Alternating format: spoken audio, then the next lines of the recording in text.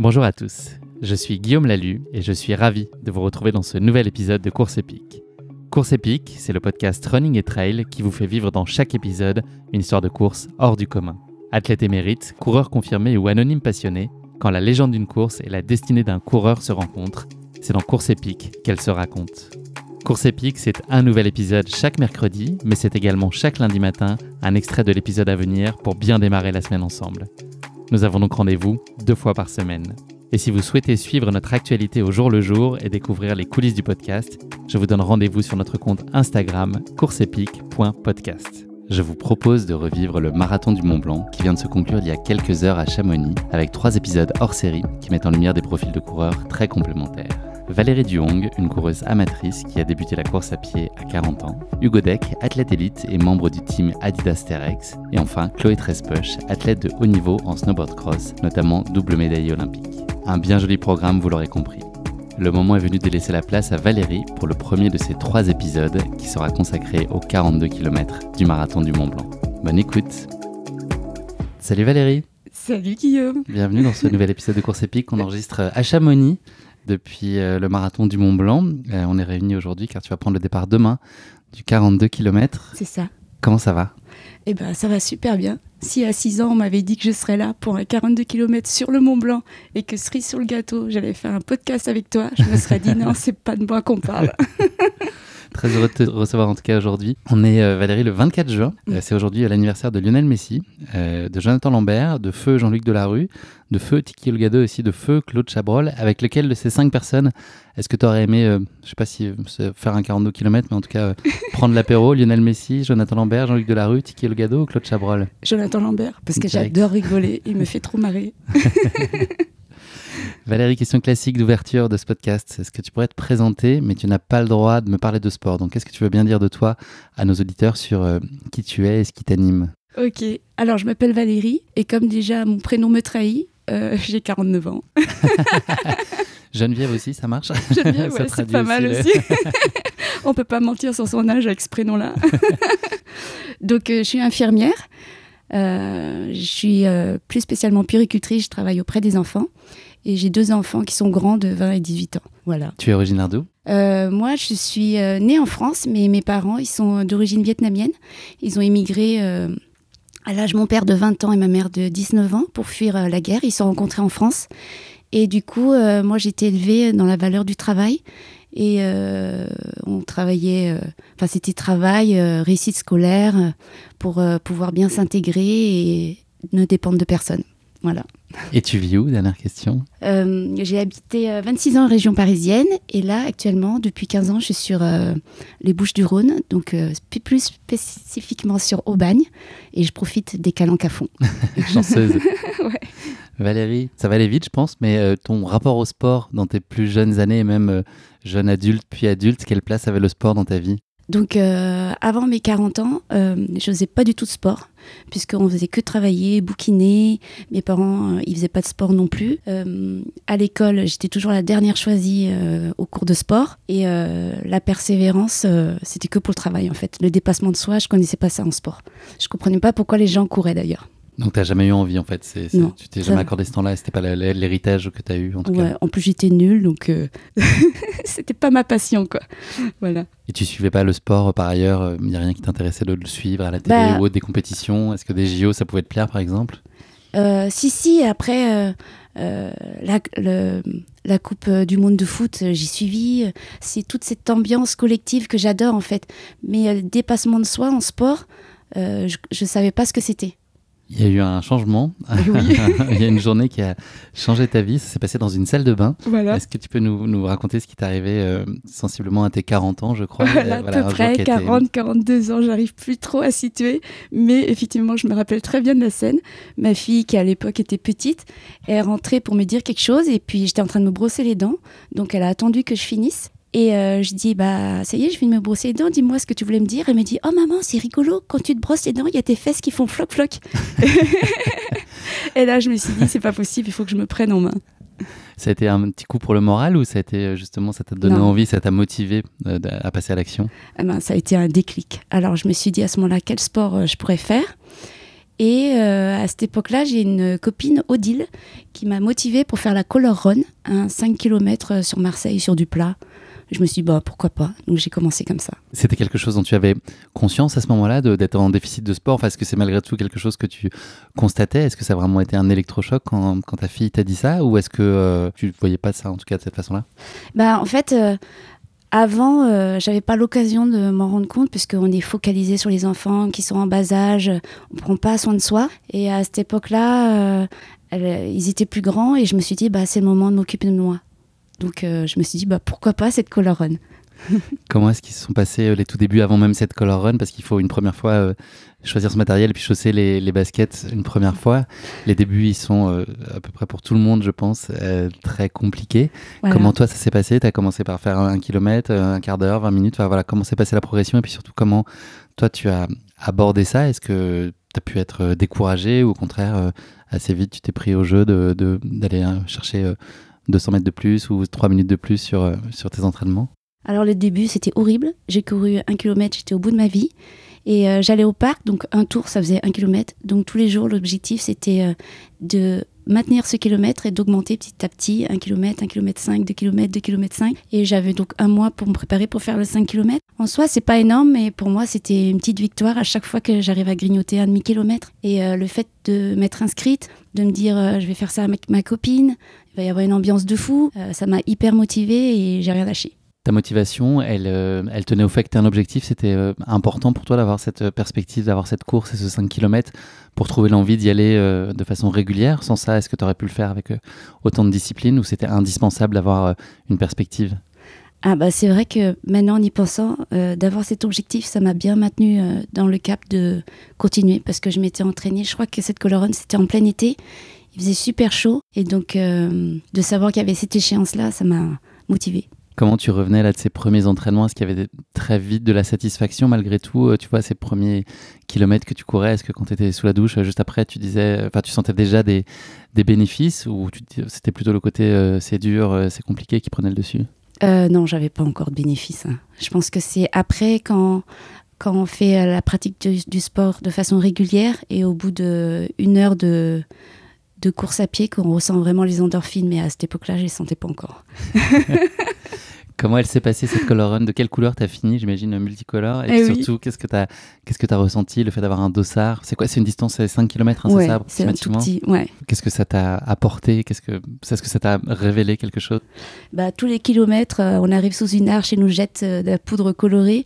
Et j'ai fait tout ça avec Odile et il y avait tellement cette ambiance conviviale.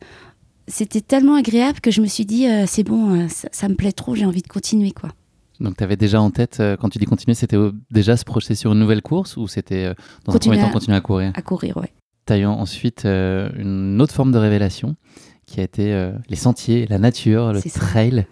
Pareil, là, comment est-ce que tu as été amené à découvrir tout cet univers-là? Et puis, qu'est-ce qui t'a plu dans cette démarche plus connectée à la nature, avec du dénivelé? Alors c'est vrai que la Color Run c'est festif, mais après s'entraîner sur route dans le parc, faire des tours de hamster, c'est pas mon truc, quoi. Et très vite j'en discutais avec les mamans d'école et il y a Magali qui m'a dit viens avec moi, je vais faire un tour en colline parce j'habite tout proche du Garlaban. On a la chance d'avoir le massif juste à côté à pied, donc on est parti en colline et là je me suis dit mais c'est trop bien, quoi. On voit la nature.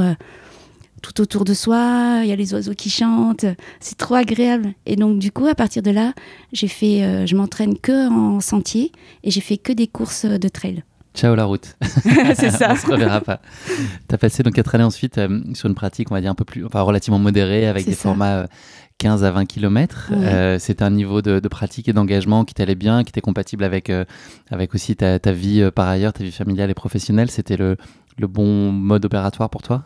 Oui, alors en fait, au début, comme je suis partie de rien, en fait, j'avais un niveau 0. Il a fallu que je m'entraîne sur du dénivelé et je m'étais inscrite dans un club et dans le club, c'est tous des flèches.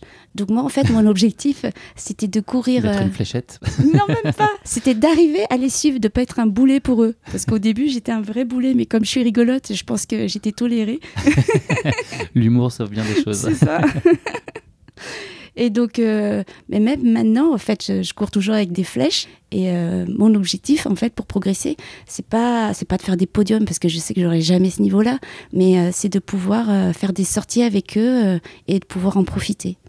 Ça a été quoi tes premières satisfactions de la course à pied, tes premiers accomplissements? Qu'est-ce que ça t'a apporté de positif? Qu'est-ce que tu as ressenti qui t'a fait du bien, en fait? C'était physique, c'était psychologique? Enfin, voilà, ça a été quoi? Est-ce que ça a changé finalement? Eh ben, en fait, moi, j'ai travaillé 15 ans en onco-hémato-pédiatrique, donc c'est les cancers de l'enfant. Et au quotidien, c'est lourd. Et je pense que le soir, quand je rentre, et de pouvoir sortir m'aérer, ça m'a vidé la tête. Et déjà, rien que ça fait un bien fou.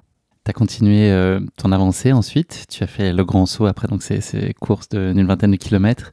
Tu as fait le grand saut sur un format marathon trail, donc une quarantaine de kilomètres qui était le trail de Haute-Provence en 2021. Qu'est-ce qui t'a convaincu de faire ce pas en avant? Parce que là, c'est un sacré bond quand même d'un seul coup se lancer sur un format marathon avec du dénivelé. Oui. Qu'est-ce qui t'a convaincu? Est-ce que ça a été une source de crainte pour toi aussi? Alors en fait, à ces époque-là, j'étais avec mon nouveau compagnon qui est originaire de Manosque. Et lui, il m'a dit pourquoi tu t'inscrirais pas sur le trail de Haute-Provence? Il y a la montagne de Lure, c'est trop beau. Moi, je dis pourquoi pas. Et du coup, je me suis lancée. Toute la préparation là, que ça induit, forcément, là, un 40 km, déjà pour un 20 km, il faut évidemment bosser, mais c'est encore un petit cran au-dessus. Est-ce que c'est des choses l'entraînement, c'est quelque chose que tu abordes avec beaucoup de plaisir? Est-ce que le côté un peu, je ne sais pas si on peut faire un parallèle, mais discipliné que tu avais, cette notion de travail, est-ce que tu pouvais, dans ta vie plus pro ou étudiante, est-ce que tu réussis à l'appliquer aussi facilement sur la sphère sportive, d'être hyper disciplinée, d'être rigoureuse dans ta préparation pour donner toutes les chances de réussir? Alors, hyper disciplinée, je pense pas que je le suis. Parce que le renfort, les fractionnés, c'est vraiment pas mon truc. Mais je pense que pour avoir réussi à être finisher de toutes mes courses, mine de rien, j'arrive quand même à m'imposer des choses. Mais en fait, il y a un pote, Denis, qui m'avait dit, pour faire tes courses, il faut que tu arrives à mi-parcours fraîche. Donc en fait, je me suis donné cet objectif-là dans toutes mes courses. Si je fais un 40, il faut qu'à 20 km, j'arrive fraîche. Donc je m'entraîne pour pas subir mes courses, en fait. C'est pas mal ça comme méthode. Ouais, donc voilà. Pour 80, je sais qu'à 40, il faut que je sois fraîche. Donc je gère comme ça. Le 80, donc tu y es venu ensuite avec un petit passage par le format 60 km. C'était tout récemment, là, ce 80 km, c'était au Mute. Il y a 2 mois, tu l'as senti venir, là, cette envie, tu avais ce besoin d'allonger les distances et de te challenger sur des choses plus difficiles ou différentes? C'était quoi l'idée d'aller voir si le sentier était plus marron ailleurs que sur ces formats-là?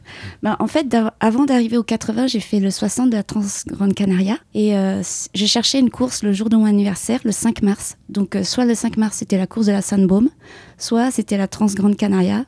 Et je me suis dit, c'est l'occasion de se jeter dans le bain et de faire 60 bornes.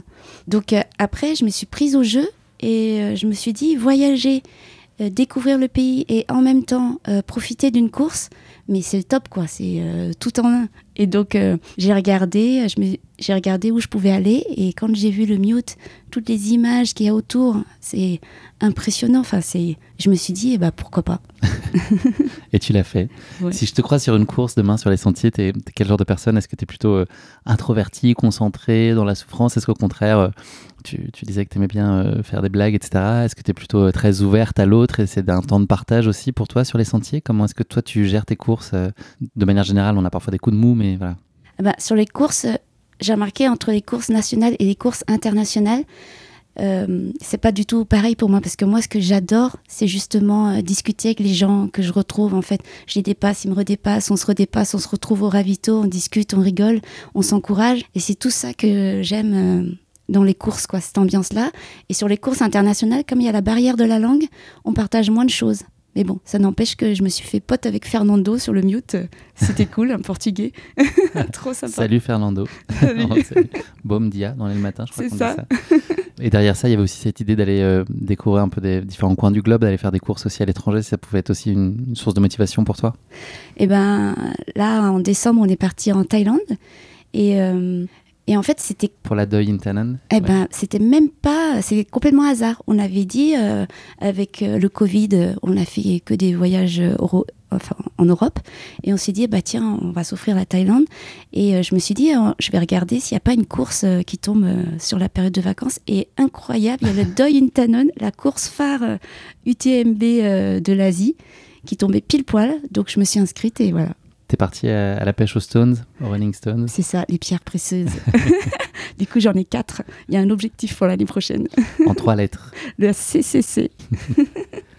Ça a été quoi ta course la plus marquante jusqu'à maintenant, de toutes celles que tu as pu faire? Et pourquoi? Eh ben, c'était le Mute, parce qu'elle a correspondu au décès de mon papa. Et c'était une façon de courir pour lui, quoi. Voilà.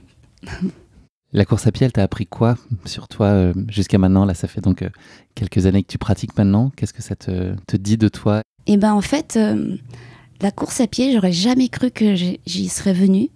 Mais en fait, quand je cours, souvent on se dit, mais pourquoi tu cours?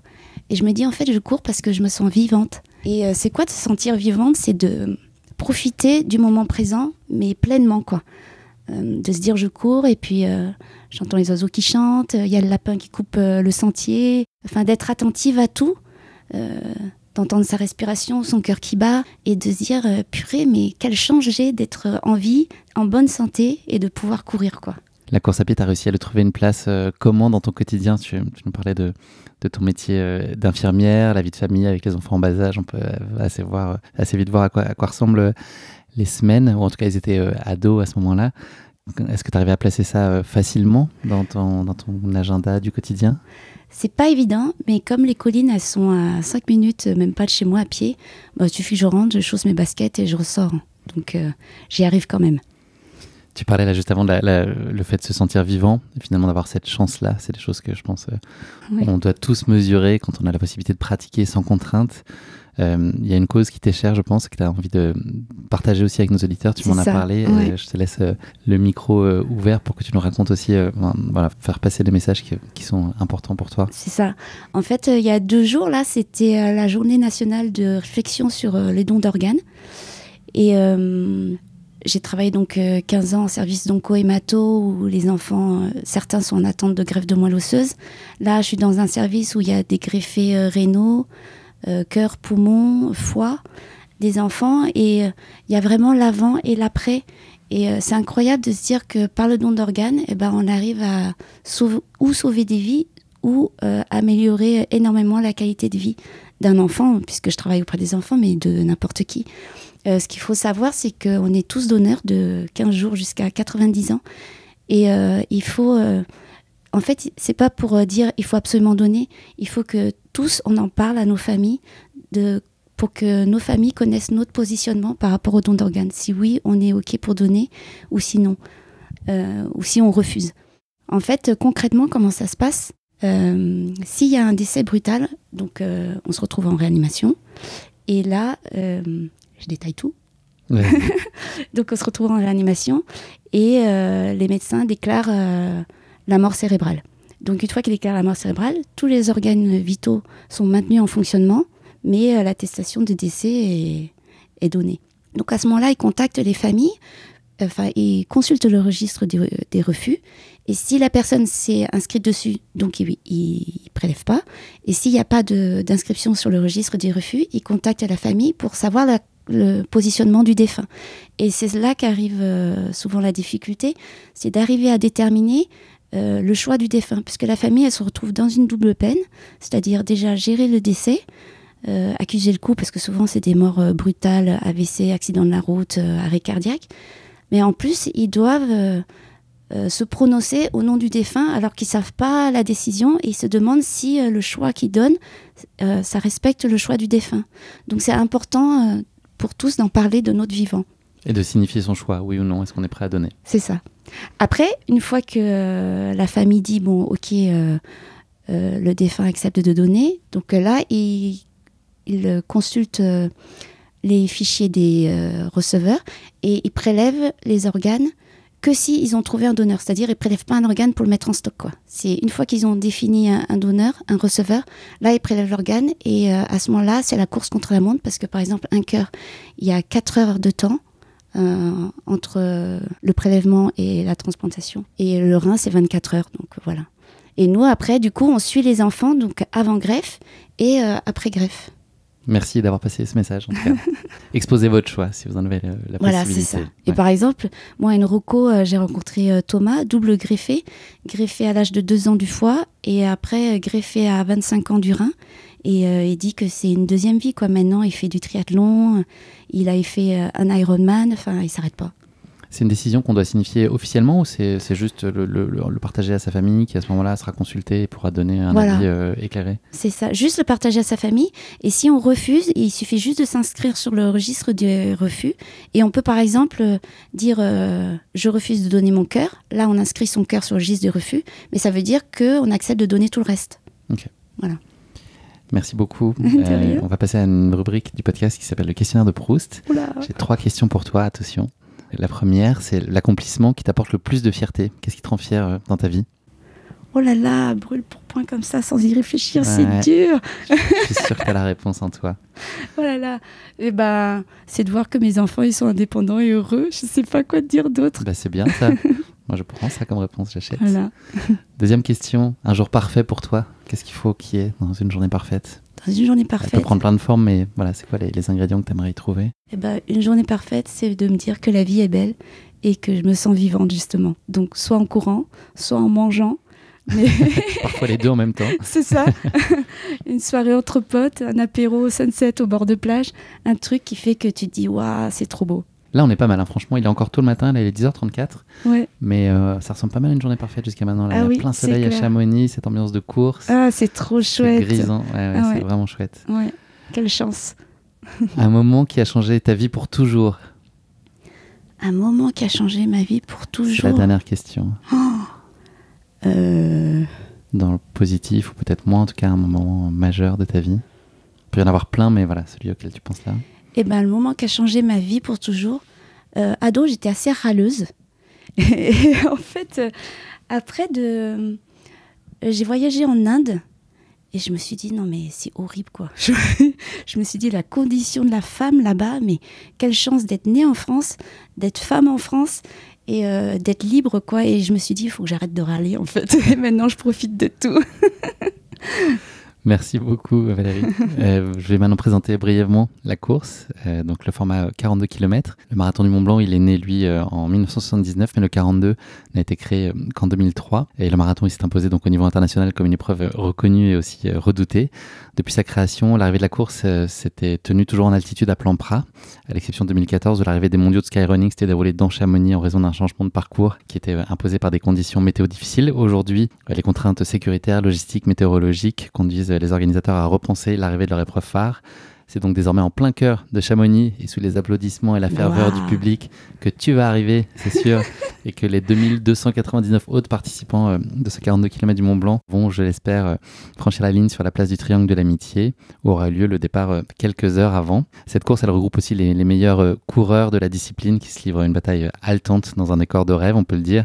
Donc là, il y a quand même le gratin mondial, là, le fait que ce soit le cas des Golden Trail Series, ça fait que le niveau est aussi très relevé, même s'il y a eu les championnats du monde il n'y a pas très longtemps, donc voilà, la densité peut-être un tout petit peu moins forte, mais il y a quand même vraiment beaucoup de beau monde sur la course. Vous allez d'abord partir sur des sentiers roulants et rapides dans la première partie de la course, puis place à des pentes raides et techniques de l'Aiguillette des Posettes, difficulté principale du parcours, et vous allez ensuite finir face à ce panorama incroyable de la chaîne du Mont Blanc, quoi. On devine un tout petit peu loin. Oui, on le voit d'ici, c'est magnifique.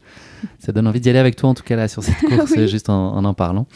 Je vais maintenant passer à la question qui pique. Ouais. Tu connais peut-être le podcast, c'est une question un peu déconnante, un petit pas de côté. J'en ai parlé là, à l'arrivée, elle va être donnée sur la place du Triangle de l'Amitié. Donc, chercher quelque chose autour du triangle. On va parler du Triangle des Bermudes. Oula. Qui fait un peu écho au fait d'actualité qui a quand même marqué toute je vais me perdre là-bas. On va jamais me retrouver. Je te le souhaite pas. T'auras une balise. C'est chaud. Il y a un phénomène qui a fait un peu beaucoup parler là ces derniers temps. Il y avait justement pas beaucoup de choses à dire là dans l'actualité, mais avec la disparition du Titan, tu sais, le sous-marin, là, malheureusement, avec la disparition de 5 personnes. L'événement qui lui va inscrire le Triangle des Bermudes dans la croyance populaire, c'est la disparition inexpliquée de l'escadrille 19 qui était composée de 5 bombardiers de la marine américaine lors d'un vol d'entraînement au large de la Floride en décembre 1945. Et voilà, le problème, c'est que la mission de sauvetage qui a été envoyée à leur rescousse n'a jamais été revue ensuite. Donc c'est un peu comme ça qu'est né le mythe du Triangle des Bermudes.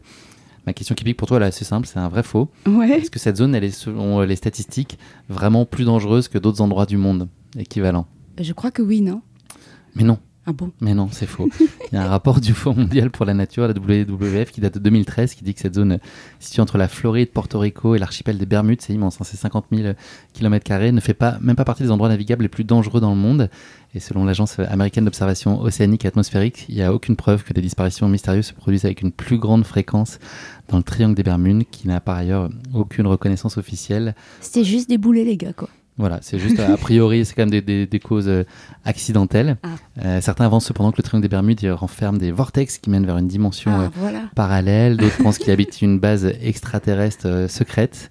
Bon, ce qui est sûr en tout cas, c'est qu'à l'inverse, une base extraterrestre nous a très certainement envoyé Kylian Jornet sur la place du triangle de l'amitié. À mon avis, le chemin, c'est que... C'est à lui qu'il faut poser la question. Est-ce qu'il les a vus, les bombardiers? Très probablement. Bon, bravo, t'as pas été très carré avec cette réponse. Ah non, je suis jamais très carré en fait. Je vais répondre toujours à côté, je crois. Ça n'a aucune importance. On va parler maintenant de ton marathon du Mont Blanc dont le départ sera donné demain matin. Est-ce que tu es déjà venu à Chamonix? Là, on parle d'émerveillement, on a des conditions géniales. Est-ce que tu connaissais cet endroit et sinon, qu'est-ce que tu ressens là, à être ici? Ah bah jamais. En fait, c'est Lolo, un pote, qui m'a dit « Viens Val, on va s'inscrire et tout ». Et moi, je lui ai dit « Mais tu rigoles, il y a un tirage au sort, mais j'ai aucune chance ». Et en fait, il n'a pas été tiré au sort. Et moi, j'étais tirée au sort. Je crois qu'on était 12 000 inscrits. Et au final, il y a 2 000 partants. Non, mais cette chance de fou, quoi. Donc, je me dis « Non, mais je suis trop chanceuse et je vais vraiment profiter de tout ». Qu'est-ce qui t'a donné envie plus particulièrement de la course ici? Eh ben, mais tous les potes, ils me disent que c'est magnifique, je vais me régaler, c'est mythique en fait, le Mont Blanc, c'est juste incroyable et c'est vrai que je suis jamais venue même pas pour faire des randos, donc voilà, on va profiter. L'essayer, c'est l'adopter, hein, tu vas voir, tu vas être... C'est vrai, ouais, on va revenir. À mon avis, ouais, tu vas tomber dans la marmite comme Obélix. L'année prochaine, je suis obligée d'être tirée au sort pour la CCC alors. Je te le souhaite. Ouais. Est-ce que ta prépa, elle s'est passée comme tu voulais? Oui, bah, en fait, moi, comme j'ai augmenté ma fréquence d'entraînement, l'année dernière, je me suis traînée des TFL, les deux TFL, des deux côtés, plus une aponevrosite plantaire. J'ai pris un abonnement chez le kiné. Laisse tomber, il me connaît par cœur. Je crois que je le vois plus que mes enfants. Donc là, je me traîne toujours mes TFL, mais mine de rien, j'arrive à courir avec, j'arrive à gérer, donc ça va le faire. C'est quoi l'objectif pour toi sur la course? Mon objectif, c'est de kiffer, quoi. De profiter des paysages, de lever les yeux, de regarder ce Mont Blanc. C'est vraiment... et de profiter de l'ambiance. Parce qu'il paraît qu'il y a une ambiance de fou. Donc, je confirme. Ouais. Voilà. Mon objectif, c'est pas vraiment de performer, c'est vraiment de profiter à fond. Est-ce qu'il y a une chose que tu appréhendes malgré tout sur la course? Bah, c'est toujours mes TFL qui me font un peu souci. J'ai peur d'être un peu bridée, mais au final, j'y arrive toujours. Donc non, ça va le faire. Quel est ton programme de la journée là? T'as pas encore ton dossard, donc là je crois qu'après notre interview tu vas aller récupérer ton dossard, le sésame. Je vais récupérer mon dossard, rencontrer des copines qui sont déjà et après on va se faire une rando au lac Noir. Trop bien. Trop bien. Ménage tes jambes hein, quand même, fais attention. Bah ouais, on a vu à 650 de dénive, ça va, parce que sinon il y avait une autre rando de 1000 de dénive, donc on s'est dit on va pas faire ça. À consommer avec modération quand même. Ouais, surtout qu'hier en plus j'ai pris une pinte de bière, elle m'a couché, laisse tomber. J'ai dit ce soir je prends pas la pinte. Non, shooter directement. Voilà, pec. Valérie, je te donne rendez-vous après ta course, ça va être demain pour toi et puis dans quelques secondes pour nos auditeurs. Je te souhaite de t'en mettre autant plein les yeux que plein les mollets. C'est clair. Ça va être une super course. Ça va être trop chouette. Profite bien, mais t'as l'air d'être dans les parfaites dispositions pour ça. Ouais, bah merci beaucoup. Et puis belle course à toi aussi. Hein. Et oui, duo étoilé pour moi là tout à l'heure. Trop chouette. On se reparle dans quelques instants. Super. Salut, profite. Allez, bye. À tout à l'heure.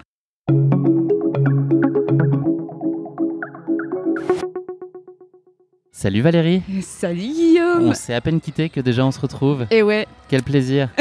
Est-ce que je retrouve une Valérie heureuse? Visiblement oui. Ah oui. Et franchement, tu sais quoi, sur tout le parcours, les gens ils disaient « Et avec le sourire en plus !» Eh ben, tu l'as vissé sur les lèvres. C'est ça. Et autour du cou, une breloque. La médaille. Et yes. Elle est belle en plus. Finisher. Verte. Comme le ruban vert pour les dons d'organes. Voilà, il y a de la continuité dans ce qu'on se raconte. Tu viens d'arriver là il y a quelques minutes à peine. Ça fait même, je sais pas, 10-15 minutes que tu es là. T'as pris beaucoup de plaisir sur la course? Eh ben, en fait, j'étais stressée hier. J'ai dormi 2 fois 2 heures. Je suis arrivée en transe. Avec l'excitation, du stress, le la stress crainte. de ne pas être finisher en fait. Parce que comme j'ai mes TFL, je sais jamais, pendant 1 an, j'ai toujours réussi à les gérer en course. Et à chaque fois qu'il y a une nouvelle course, je me demande toujours si je vais y arriver. Tu t'es présenté un peu fatigué sur la ligne de départ ou finalement c'est nuit un peu écourtée, ça n'a pas tellement joué? Non, ça n'a rien joué parce qu'après, avec l'excitation, j'étais au taquet. Donc le départ ce matin, c'était 7h, c'est ça? 7h40 parce qu'il y avait 7h40 pour 4 ton sas. sas. Ouais. Donc j'étais dans le 2e sas. Premier sas partait à 7h30, les élites sont partis à 7h, je crois. Ouais, absolument. Donc après, Chez les femmes. sas, ils partaient avec 10 minutes d'écart. Parfait. Donc on est parti à 7h40. Mais d'ailleurs, c'est super bien ces sas. Parce qu'au final, on n'a pas fait trop de queue-leu, à peine. Ouais, moi j'ai le cas sur le duo étoilé où hier ça bouchonnait pas mal au début par exemple. Après ça c'est un peu... Il y avait une seule vague de départ sur le duo étoilé. Ah ouais, sur le duo étoilé? Ouais. Ouais. Donc c'est un peu bouchonné au début. Après, j'ai vu que déjà rien que le départ, les derniers ils marchaient. Ouais. Ils ont commencé à courir, ça aurait été pour marcher. Est-ce que tu peux nous raconter ta course, Valérie? Comment ça s'est passé? Donc tu es arrivée dans des bonnes dispositions, avec de l'envie. Ah oui, beaucoup. Donc tu n'avais personne avec toi sur la course, tu partais seule? Enfin si, j'avais 2 copines, mais elles courent ensemble. Donc très vite, on s'est perdu de vue en fait, parce qu'on n'est pas au même rythme. Est-ce que tu peux nous parler du début de ta course? Tout le début de la course jusqu'à le tour, c'est tout en sous-bois et c'est côté ombragé, donc c'est hyper agréable. C'est assez roulant, donc le peloton il s'étire et donc on s'échauffe quoi. Tu profites, tu as le temps. Ouais, les sensations étaient comment, les premières sensations? Moi j'aime pas les courses roulantes en fait. Donc j'attendais qu'une chose, c'est que ça monte. Parce que moi j'adore le dénive. Même si je suis nulle en montée, c'est mon truc ça. Parce que quand ça monte, ça veut dire que ça va descendre. Et moi j'adore les descentes. À partir du tour, tu as été servi puisqu'il y a eu ensuite une montée. Qui monte jusqu'aux posettes. Et en fait, comme je te disais tout à l'heure, le pote il me disait, pour être finisher d'une course, il faut arriver à moitié du parcours fraîche. Donc moi, mon objectif, c'était d'arriver en haut des posettes fraîches. Donc, tu as géré la montée? Voilà, j'ai géré la montée. Je suis allée mollo avec des bâtons. Enfin, j'ai quand même soutenu le rythme et puis je suis arrivée en haut, j'étais fraîche. La chaleur, là, par opposition à la fraîcheur dont tu parles, est-ce que là, c'était un peu plus à ciel ouvert? Est-ce que tu as souffert de la chaleur à ce moment-là? Là, ça allait encore. Je ne sais même plus quelle heure il était. Mais non, ça allait encore. Et ensuite, raconte-nous, une fois arrivé aux posettes. Arrivé aux posettes, c'est juste magnifique la vue. La vallée de Chamonix, oh là là, mais on s'en prend plein les yeux. Il y avait de la neige aussi, ouais. La neige au sommet. Ah non, c'est trop beau. C'est chouette cette course parce qu'il y a des pâturages et il y a aussi, c'est très minéral vers la fin aussi. Puis il y a des sous-bois, il y a tout en fait. Beaucoup de variétés. Ouais. Comment ça s'est passé ensuite, donc après les posettes, tu te rappelles? Donc après les posettes, c'était la descente sur... Ah non, il y avait Valorcine avant les posettes, non? Non, c'est après. Ah, c'est après. Ouais, donc, après les posettes, c'est la redescente sur Valorcine. Et là, normalement, mon chéri devait m'attendre. Mais quand je suis passée à Valorcine, il était dans le téléphérique. Là. Ok, il est arrivé en retard. Ouais. T'as été trop vite, c'est pas lui qui est arrivé en retard, c'est toi qui as été trop vite. On va dire ça. Donc il m'a attendu au flégère après. C'est cool parce que mon chéri, il est à 100% derrière toutes mes courses. Donc à chaque fois, il vient, il m'assiste, il m'encourage, il fait des petites vidéos après, souvenirs de tout ça, c'est trop chouette. Est-ce que tu as pris le temps de discuter? Tu nous as raconté hier que tu aimais bien aussi partager pendant les courses et pendant l'effort. Tu sais quoi, sur toutes les autres courses, j'ai discuté, mais là, j'ai tellement morflé. J'arrivais pas à ouvrir la bouche, laisse tomber. Si à la fin, on a échangé quelques mots avec certains, mais pas plus que ça. Mais je crois qu'on était tous morts, hein. Il faisait chaud. Il fait plus de 30 degrés, je crois, 35 en ressenti. La chaleur, elle était sur la montée. Alors après Valorcine, il y a le col du Monté. Ça a l'air assez plat, ça fait un peu un faux plat, mais franchement, tout le monde a marché. Là, ça commençait à taper. Et après le col des Montées, c'est la montée à la Flégère. Et là, c'était horrible, quoi, le chemin de croix. À cause de la chaleur, toujours? Ouais, chaleur, plein cagnard. Musculairement, ça va, ça tenait? Ouais, musculairement, ça va, hein, parce que j'ai pris des gels, j'ai bien bu. Ah ouais, en fait, cette chaleur, ça me fait penser à là où j'habite, là, vers le Garlaban. Il fait chaud comme ça depuis 3 semaines, sauf qu'au Garlaban, il n'y a pas une goutte d'eau. Une fois, j'ai trouvé une source, et là, en fait, ce qui est bien, c'est qu'on a franchi plein de cascades, et là, tout le monde s'est ravitaillé. Parce que les ravitaux, ça suffisait pas, en fait. Vous étiez à sec? Ah ouais, à sec complet. Alors moi, je suis partie avec 2,5 litres d'eau. Hein. Et on remplissait tous les flasques, et puis on s'est tous baignés. C'était Aqualand. Les vacances. Et après la Flégère? Et après la Flégère, ouf, quand on arrive en haut. Hein. On s'est dit, ça y est, on a fait tout le dénive, quoi. Donc après, il y a un faux plat. On s'y attend pas quand même, parce qu'on pense que ça va descendre de suite. T'avais étudié le parcours, t'avais regardé un peu ou t'as découvert ça au fil de l'eau? En fait, mon chéri m'attendait à la Flégère et je lui ai demandé s'il y avait encore du dénive. Donc là, il m'a prévenu qu'il y avait un faux plat. Donc ça va, j'ai pas été surprise. Et après, c'est que la descente des petits virages en sous-bois. Trop agréable. Tu te sens comment en descente? T'es à l'aise? Ouais, je suis très à l'aise en descente. Moi, j'aime bien. C'est ce que tu préfères? Moi, j'adore parce qu'en plus, en montagne, c'est pas du tout les descentes qu'on a nous dans les calanques. Elles sont hyper techniques, les nôtres. Il y a beaucoup de caillasses. Alors que là, c'est de la terre, en fait. Il y a un peu des racines, des souches. Ouais. Mais ça va, ça glisse pas. Alors que dans les calanques, c'est plein de petits cailloux et ça glisse, quoi. Ouais, l'avantage, c'est que le terrain était sec, effectivement. Ça n'aurait pas été la même histoire. Ouais, le terrain, il était super agréable. Donc là, malgré les kilomètres, tu as réussi à quand même profiter de la descente? Ouais. Il y avait la perspective de la ligne d'arrivée qui se rapprochait. C'est ça. Mais elle est sans fin quand même, cette descente. Hein. On s'est dit, mon Dieu, ça va jamais finir. Ouais, ça demande beaucoup de concentration. Surtout qu'au bout vers la fin, il y en a un qui dit, vous êtes à 1,6 km, super. Et puis, il ne faut jamais croire ces personnes. Ah non, c'est horrible. À chaque fois, vous êtes 1,5 km, ça n'en finit jamais. Est-ce que tu as pu profiter de Chamonix là, parce qu'il y a eu une ambiance de dingue, même avant d'ailleurs? Ah, cette ambiance avec les cloches, les tambours à Valorcine. Je sais pas comment ils font, ils crèvent de chaud, ils jouent du tambour en plein cagnard. C'est eux en fait les vrais héros, hein. C'est pas nous. C'est clair. Mais ça porte, ça a un effet incroyable. Ah oui. On le voit sur le visage des coureurs, ça change complètement leur vie. Et que t'entends les tam-tams là, tu te dis ça y est, on va arriver et tout. C'est trop génial. Et l'arrivée dans Cham? Dans l'arrivée dans Cham, en fait c'est chouette ces dossards là, parce qu'il y a nos prénoms et tout le monde, on est encensé. Du coup, moi, j'étais à 2 doigts de marcher parce que sur le bitume, j'aime pas. C'est psychologique. Dès que je vois du bitume, je marche. Et là, non, j'étais pas le choix. Ouais. Tout le monde te disait, allez Valérie. Ah ouais, là, j'étais obligée. Et en fait, tu sais quoi? J'ai ma pote Renée qui court. C'est ma queen. Et elle me dit toujours, même si tu as envie de crever 3 fois pendant ta course, il faut que tu arrives dans la dignité. Et arriver dans la dignité, c'est arriver en courant et franchir l'arche d'arrivée avec le smile. Et là, je peux dire qu'aujourd'hui, je suis arrivée dans la dignité. Et tu n'as pas quitté ce smile? Non, c'était super chouette. Est-ce que tu es contente de ton temps, si on parle de considération plus pratico-pratique? 7h54. Nickel. Et en fait... c'est ce que tu imaginais à peu près, quelques minutes en plus peut-être? Entre 7h30 et 8h. Ouais, à peu près. En fait, c'est anecdotique, hein, en vrai. Moi, en fait, je fais les courses pas pour le temps parce que je suis pas une performeuse, je cours pas vite. En fait, moi, mon objectif, c'est d'être finisher, en fait, de pouvoir profiter de toute la course. Et je m'entraîne, en fait, pour ça, en fait, parce que entraînement difficile, course facile, c'est ce qu'on m'a toujours dit. Donc moi, je fais les courses pour profiter et pour surtout ne pas les subir. Donc aujourd'hui, j'ai un peu subi, mais j'ai beaucoup profité. Tu as fini, et c'est ça qui est bien. Ouais. Et tu as le sourire, donc ça en dit long. La récup, ça va se passer comment là? C'est quoi ton reste de la journée? On est en milieu d'après-midi, il est 15h30. C'est bière, glace à la pistache, la base. Trop bien. Un petite baignade, un petit quelque chose? On n'a pas le temps, il faut qu'on rentre sur Aubagne. Ok, voilà. Donc dodo dans la voiture. C'est ça. Prochaine course, prochain rendez-vous pour toi Valérie? C'est la semaine prochaine, 30 km sur le Champsaur. Ah oui, on t'arrête plus là.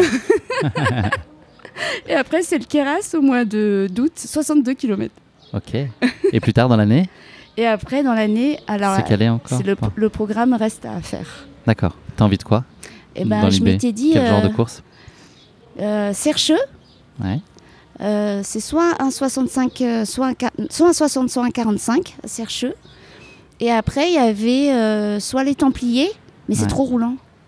Je sais pas. Ouais, soit c'est beau les Templiers. Ah ouais, il paraît que c'est super beau. L'Écosse noire, là, il paraît que c'est magnifique. Ouais, c'est très beau. Et on m'a parlé de Saint-Élion. Autre style. Ouais. Pour le temps pourri. J'ai envie de courir. Ouais, c'est une autre expérience. Hein. Je pense que voilà, ça s'essaye en tout cas. Mais c'est sûr que c'est très différent de ce que tu as décrit jusqu'à maintenant. Pourquoi pas? Pourquoi pas? En fait, c'est des courses à faire. Mais... Répartis ça, t'as le temps. Faut pas en mettre trop non plus. Faut pas s'écœurer. Faut que ça reste un plaisir. Merci en tout cas Valérie pour nos échanges. C'était très chouette. Merci à toi. Merci d'avoir illuminé ce podcast avec ton sourire aujourd'hui comme hier. Et puis bravo surtout. Tu l'as fait. Et puis c'est un beau bout de chemin que tu as parcouru depuis ce moment dans la salle de bain dont tu nous as parlé hier. Tu peux être très très fier de toi. Merci. En tout cas, venez tous au Mont Blanc pour le marathon. Franchement, c'est génial. Ah ouais. Il faut y croire. Déjà, il faut croire au tirage au sort, il faut croire en soi et il faut tous venir courir. Il y a une ambiance de fou. Ouais, vraiment, venez, c'est génial. Ouais. Même en spectateur, c'est déjà fabuleux. Ouais, Alors c'est quand vrai. on est acteur, c'est encore un cran au-dessus. En souhaitant C'est que vous ça. soyez tiré au sort si vous avez envie d'un dossard, mais c'est vraiment un événement à vivre. C'est ça. Même en spectateur, ça vaut 100 fois le coup. À l'année prochaine, je reviens en tam-tam. Parfait.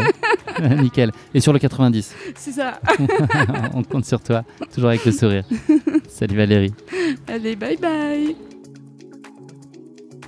Merci d'avoir écouté cet épisode. Si vous l'avez écouté jusqu'ici, c'est qu'il vous a probablement plu. Alors n'hésitez pas à noter le podcast et rédiger un avis sur votre plateforme d'écoute favorite. C'est essentiel pour soutenir ce travail indépendant.